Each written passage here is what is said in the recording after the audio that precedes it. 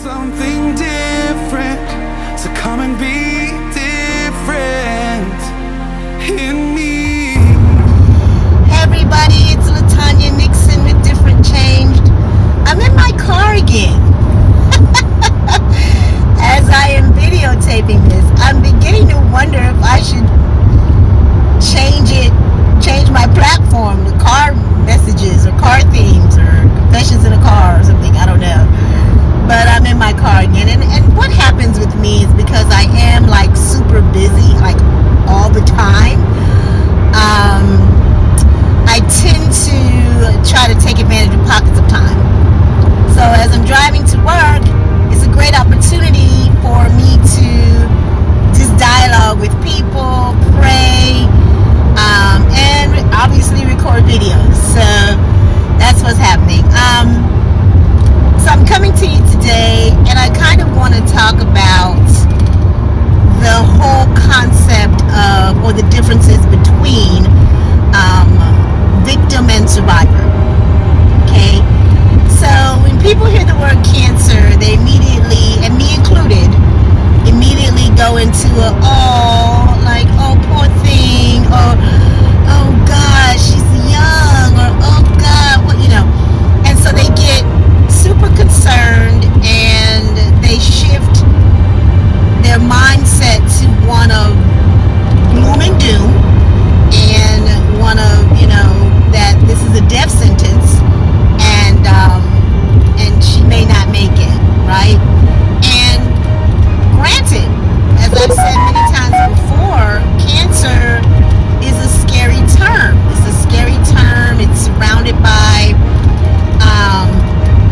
all kinds of what ifs and scenarios that don't necessarily always end positively. That little 6-letter word, CANCER, that little 6-letter word just really just takes people to another level, and it has the potential to very well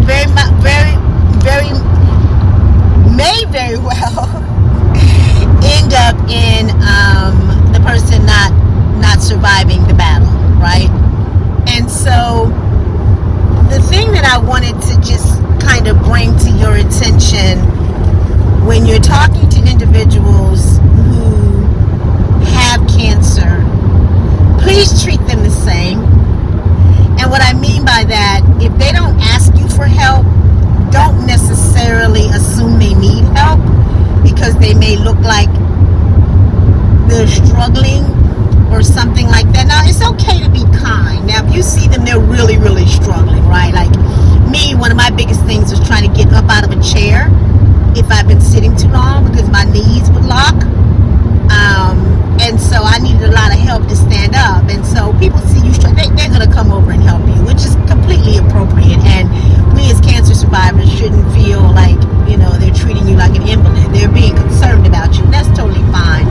Something like that's pretty obvious. Yeah, I would say it's okay to reach out and say. But outside of that, just ask people, what do they need, right? Just don't assume that they need you to be extremely intrusive. Just ask them what they need. Like, how can I help you during this season? Like, what do you need from me as your friend, as your coworker, as your colleague, as your family member? What do you need? All right, that helps a lot. To ask us what we need. Don't assume what we need. All right. But the thing I want to say to those of us who have been diagnosed with cancer or in remission or who are currently going through treatment or whatever is look at the situation as a lesson that you need to learn and a message that you need to convey, right? So what is the lesson that you need to learn in this? Like, why did this happen to me? Let me process this, because here's the thing: if you don't have predisposing factors, or it's not some kind of hereditary thing or something like that, the why is not going to really make sense to you. You know what I'm saying? It's just going to be like, I don't get it. Like, where'd this come from? And so you have to be, excuse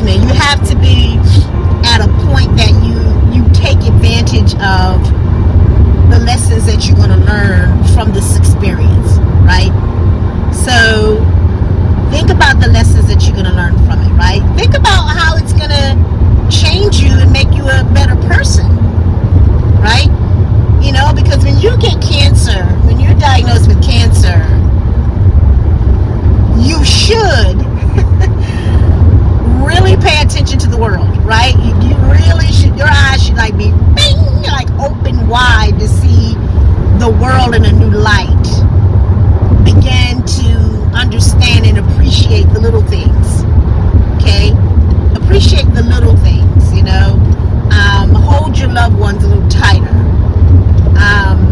Be a little bit more humble. Be a little bit more gracious with how you deal with people. Don't be judgy, right? Don't be judgy.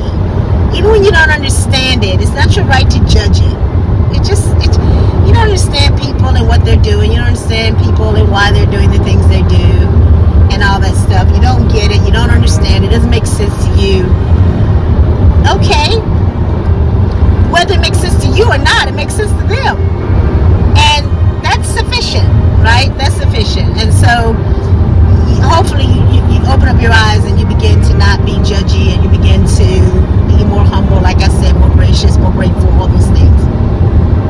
You begin to enjoy the quality of life. Like I was telling a young lady here recently, she's having such a struggle on her job. God, she's having a struggle on her job.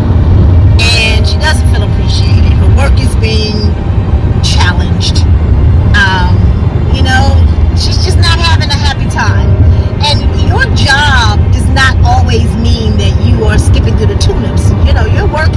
Your workload or your workflows can be very challenging at times, depending upon what's going on in your job. Because God knows, in the last 6 months with my job, it's been pretty challenging with some of the things that we're going through right now. But I, all in all, love my job, and I, all in all, like where I work.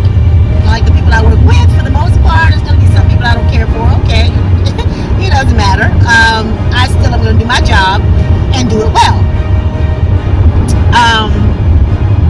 But for those individuals who are at their jobs, they hate their jobs, and I just told her, listen, sweetie, the quality of life means everything. If you are so incredibly miserable and you cannot seem to get your head around your space, this work environment is toxic for you, leave.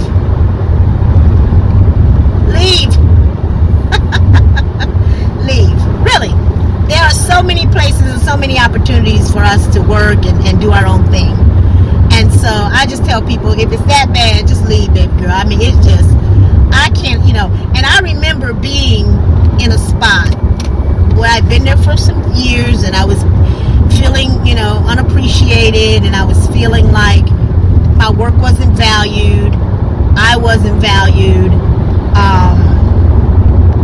and I began to search for something else, and I found something else, and I moved on, right? And that's what you have to do. You just have to not allow anything to get you to the point that you can't function, or that your quality of life is being compromised. I'm sorry, guys. I'm so hot. I had to turn that fan on. It just isn't worth it. All right. And so, I said all that to say again, you begin to value the quality of life when you go through something like a cancer battle.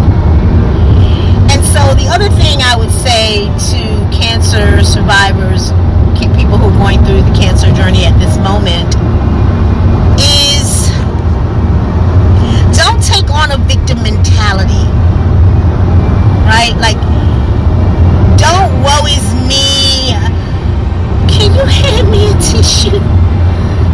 When you can clearly get up and get that tissue yourself, right?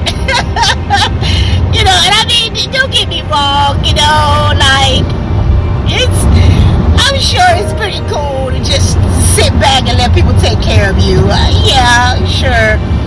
But don't stretch that thing out too deep, right? Like, don't do that, I remember when my legs and stuff were so weak that I couldn't stand up in the shower anymore for feeling that I would fall, right? And so I got so angry when my mom said, you need to get a shower chair. Because in my mind, a shower chair, I'm not 75 years old, I'm not 89, I'm in my early 50s, like, what are you talking about, a shower chair? She was like, yeah, you need a shower chair, because if you fall in this shower, we're going to have a really hard time of getting you up, not to mention the fact that you're going to hurt yourself. And so